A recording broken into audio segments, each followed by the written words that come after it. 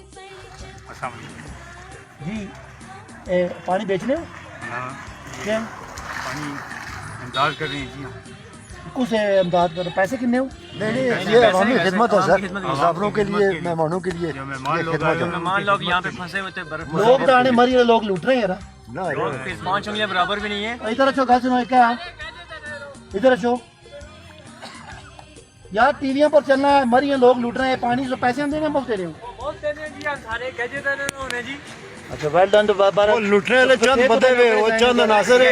पूरी मरी की बदनाम कर रहे हैं। पैसे कौन देना पैसे मकामी है अपनी मदद आपने जेड़ा भी मदद करना ना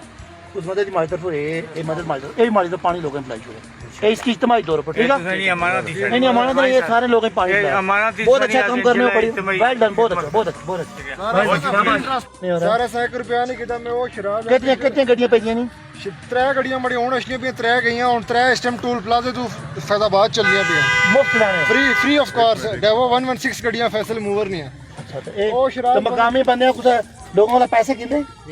मदद सारे करने को जिंदाबाद जिंदाबाद जिंदाबाद जिंदाबाद ए माड़ी दफा भी पानी बोतल पाई पानी पाई